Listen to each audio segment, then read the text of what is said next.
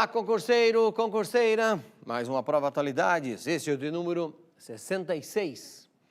O tópico que eu trago hoje segue aquela mesma linha, um tema ainda que vai virar página de revistas, jornais, documentários e TV. Seguinte título: 25 anos da queda do Muro de Berlim.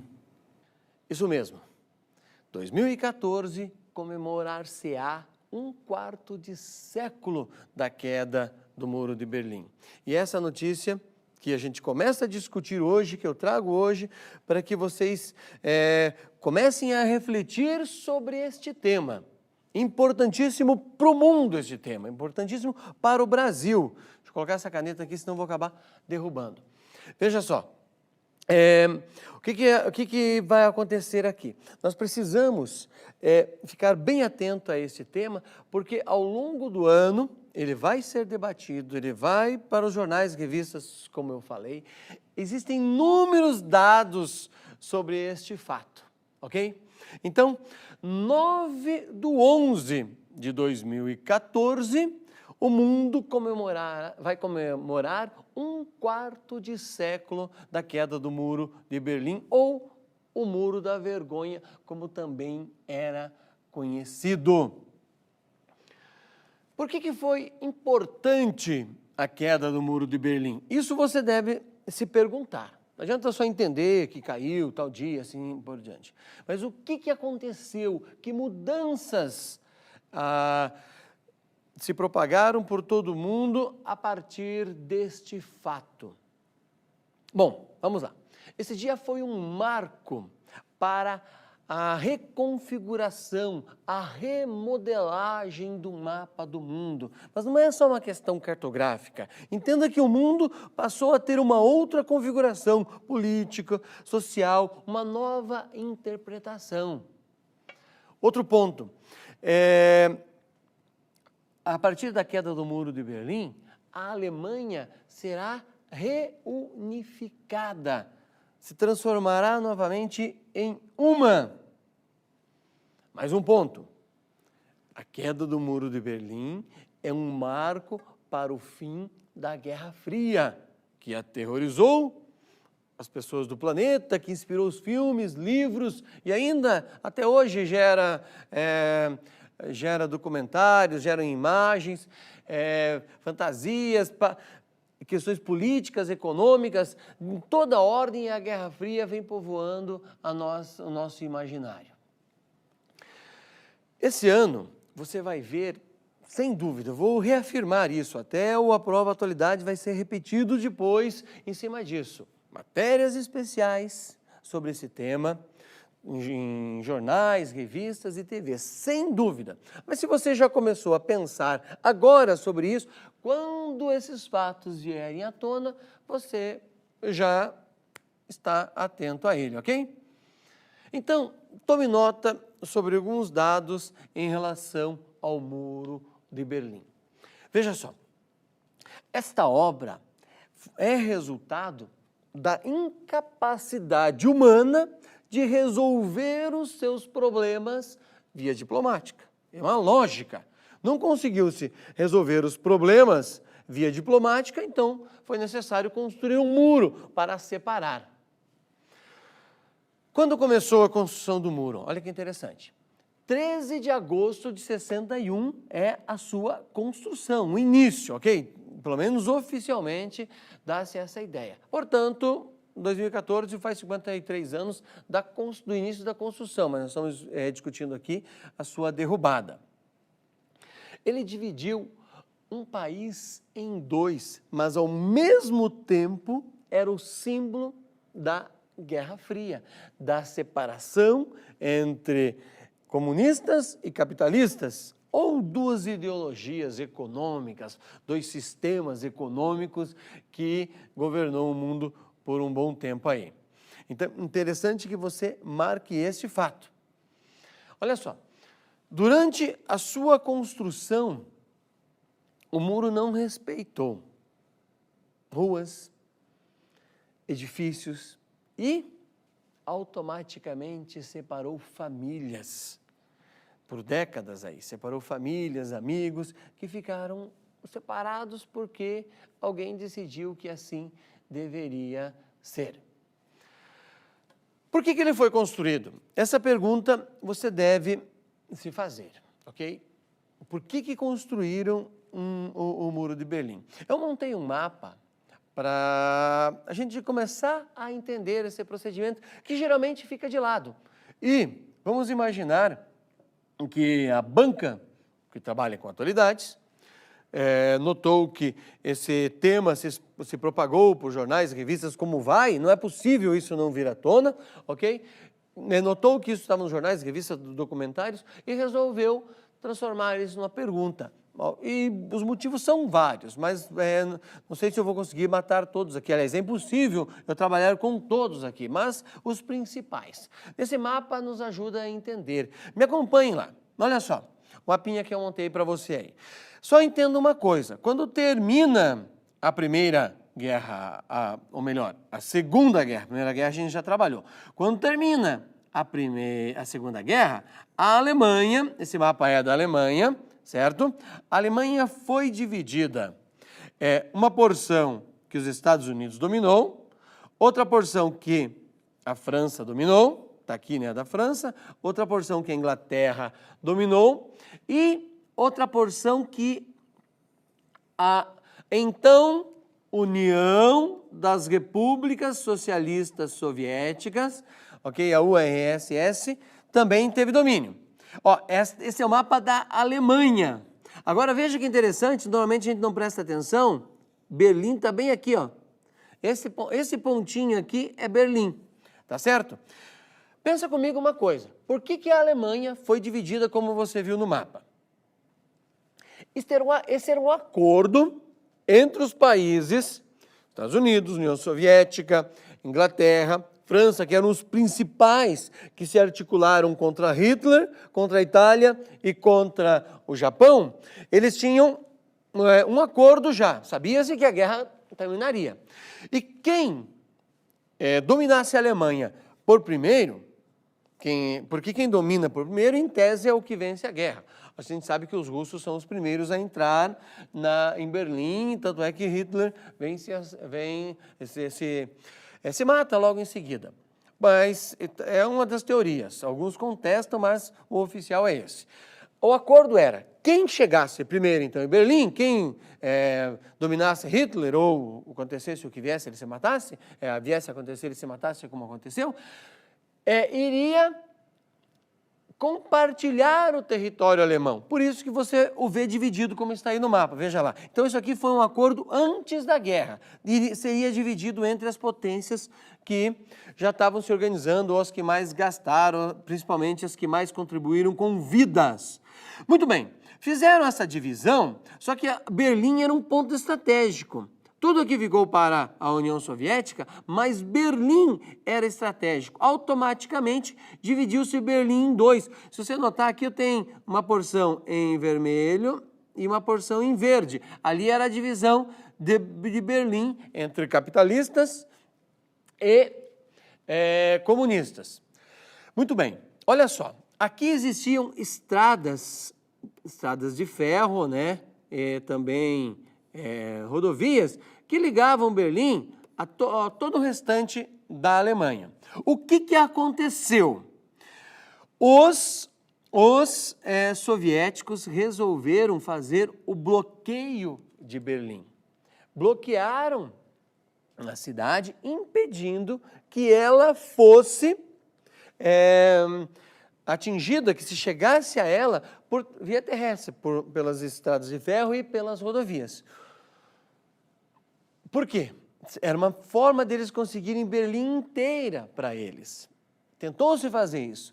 Os Estados Unidos armaram uma grande ponte aérea, agora olha novamente para o mapa, veja só, saindo de Frankfurt, um dos grandes aeroportos hoje da Europa, saindo de Hannover e saindo de Hamburgo. Então, era uma ponte aérea que se decolava a todo minuto para levar mantimentos para a Berlim capitalista que estava isolada, tá bom? Marque aí, por favor, a palavra bom que depois eu explico por quê. Ela está bem no cantinho aqui da Alemanha. Então, veja só, começa-se aí um conflito que Berlim fica isolada, ok? Importante este dado aí. Só para recapitular, dividida em 4 partes, como eu falei, já era um tratado antes da guerra, e o mapa, é importante que você tire uma fotografia mental disso, os soviéticos tinham uma boa parte, e olha só, o que acontece aí? Por que os soviéticos fizeram esse bloqueio? Esse bloqueio acontece em 1948. Lembre-se que a guerra vai terminar aí em 45. Por que acontece esse bloqueio que desencadeou esta grande operação aérea? Esse bloqueio vai acontecer porque os Estados Unidos desenvolvem um projeto de recuperação da Alemanha. Fosse da parte que os franceses estavam dominando, que os ingleses estavam dominando, ou da parte, é claro, que os Estados Unidos tinham. Por meio de um plano que você deve guardar, o Plano Marshall, ok? O Plano Marshall, desenvolvido por George Marshall, um economista estadunidense, desenvolveu um projeto para recuperar a Alemanha. Entre eles, criou-se uma nova moeda, o Deutsche Mark, ou para nós, o marco alemão, além de uma reforma monetária intensa para sanear os gastos, para sanear as despesas, os problemas. Veja só, por favor, volta lá o mapa.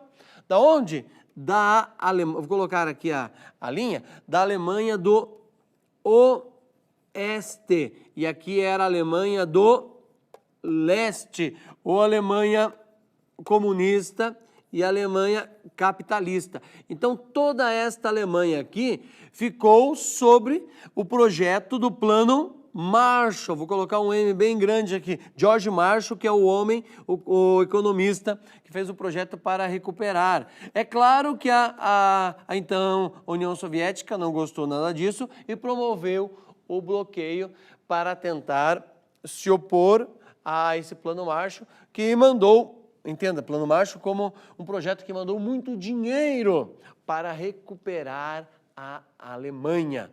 E esse dinheiro, é claro, passou a dar emprego para as pessoas, passou a recuperar a indústria, dando uma nova cara para que a Alemanha não caísse novamente, não caísse por inteiro na mão da então União Soviética, que tinha até hoje tem um exército poderosíssimo. Tome nota disso, então.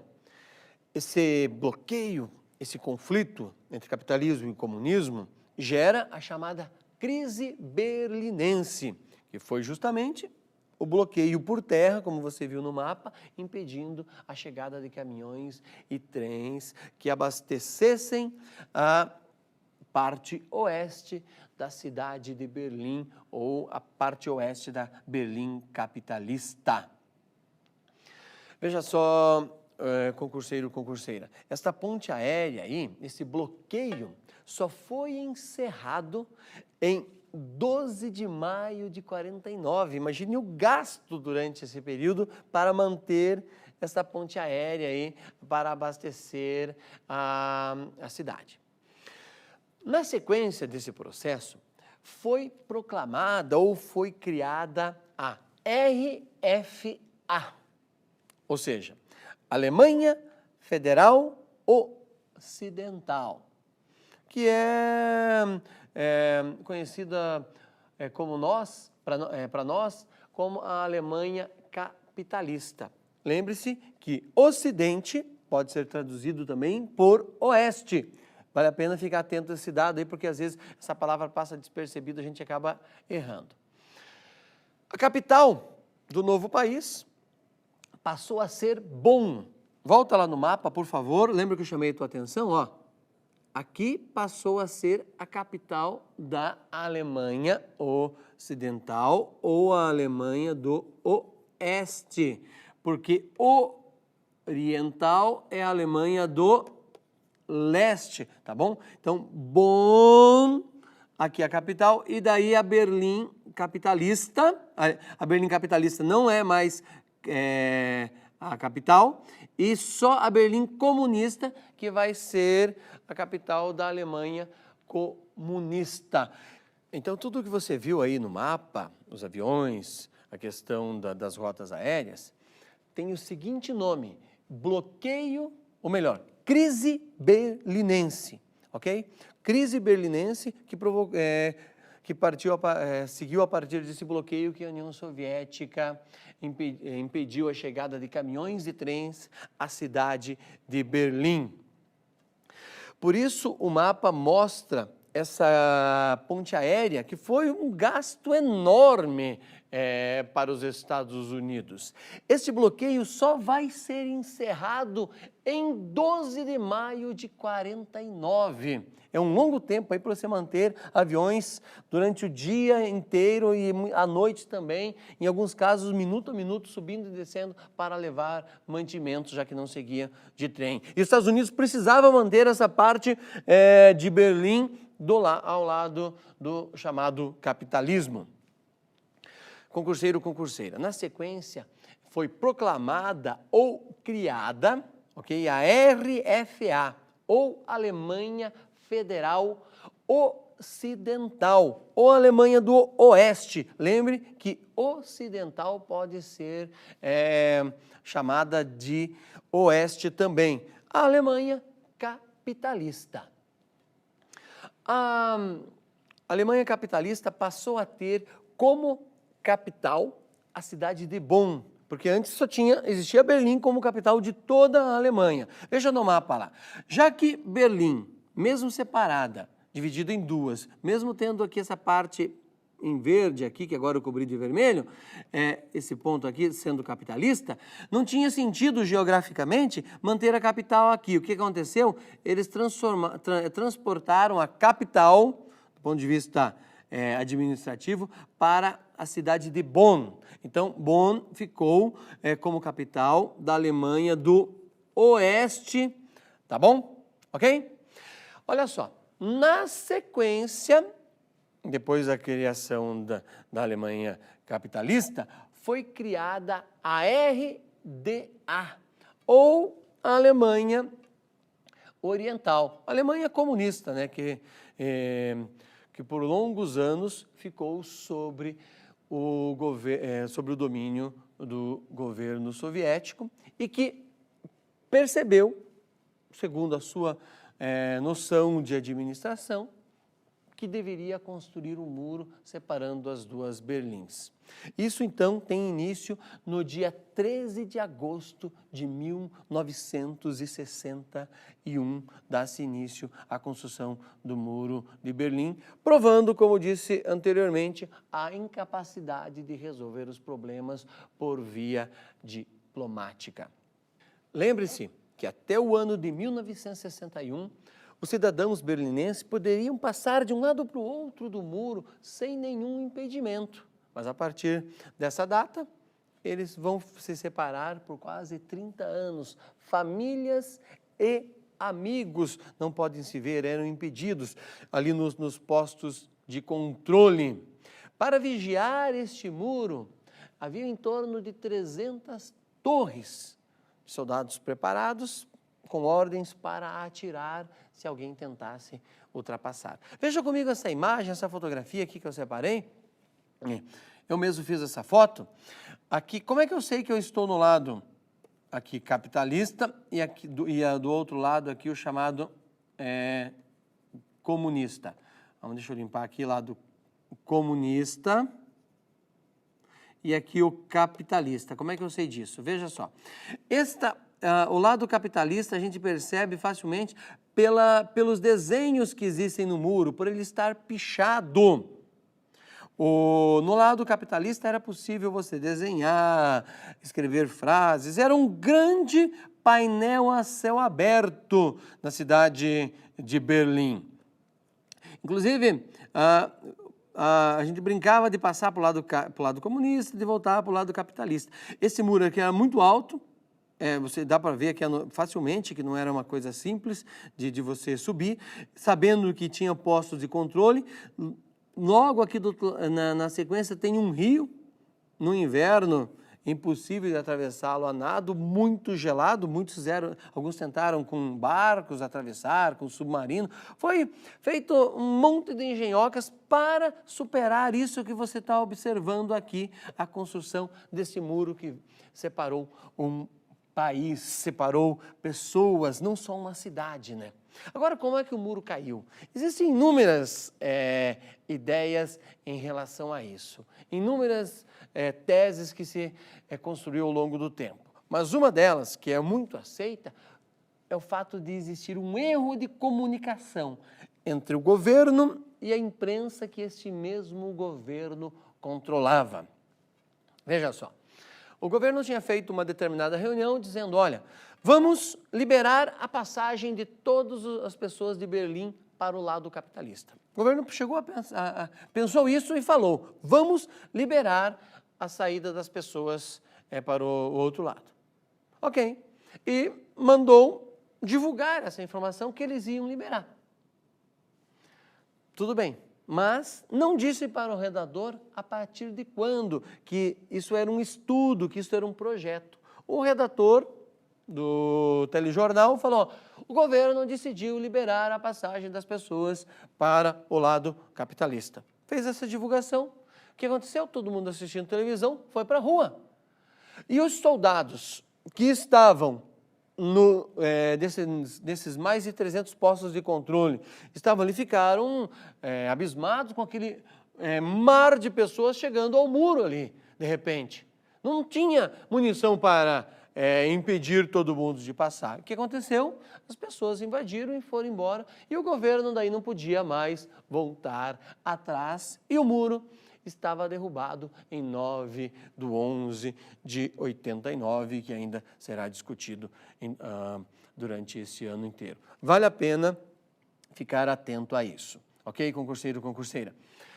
Me despeço aqui, já dizendo, porque você fica atento para o próximo A Prova Atualidades. E para fechar este encontro, acompanhe esse breve documentário que a Globo fez, que vai recuperar com certeza até o final do ano, apenas um trechinho, e na internet você vai encontrá-lo por inteiro e vale a pena assisti-lo, ok? Grande abraço, até a próxima. 28 anos de separação forçada e sofrida acabaram de repente, por decreto do mesmo partido que construiu a obra. Berlinenses dos dois lados mal podiam acreditar. E naquele dia a coisa começou cedo, a movimentação começou cedo em Berlim. E nós embarcamos no dia. Nós saímos de Londres a caminho de Berlim no dia. E do aeroporto não fomos nem para o hotel, nós fomos do aeroporto direto para o ponto principal do muro, era imenso, mas já havia alguns pontos chaves. E nós fomos para a parte do muro de Berlim que passava pelo portão de Brandemburgo. O cinegrafista comigo era o Paulo Pimentel. O muro ainda estava lá, mas já estavam as pessoas comemorando, subindo, batendo com picareta em cima do muro. E havia até batucada. Foi até o próprio Paulo que insistiu comigo, sobe lá no muro. O muro era alto, as pessoas precisavam me ajudar para subir no muro. E eu subi no muro. Ele ficou mais à distância, com o microfone sem fio, e a gente conversava. Eu falava para ele, ele fazia sinais, e nós estávamos gravando e as pessoas ali derrubando o muro. Derrubando termos, porque você era muito rígido, então as pessoas davam martelada e não acontecia nada. O muro, para ser derrubado mesmo, precisava de guindaste, o que na virada da madrugada eles usaram. Mas o clima todo ali era de euforia, não era nem de alegria, era um clima de euforia. Há uma certa tendência, um certo lugar comum, clichê de você ser um momento histórico, mas tem horas que é indiscutível que o momento é histórico. Poucas vezes é possível testemunhar um acontecimento e ter certeza de que a história, com H maiúsculo, está sendo escrita diante de seus próprios olhos. Este certamente é um desses momentos. Em ritmo de batucada, de alegria, na beira do Muro de Berlim, as pessoas estão aqui comemorando a abertura do Muro de Berlim. Há poucos dias, uma pessoa que tentasse atravessar o outro lado do muro, de Berlim Oriental para cá, poderia ser fuzilada pelos guardas de fronteira. Hoje, isso aqui parece uma rua de pedestres. As pessoas estão comemorando em ritmo de batucada e de samba. O Muro de Berlim em si ainda está aqui, mas em espírito ele já desapareceu.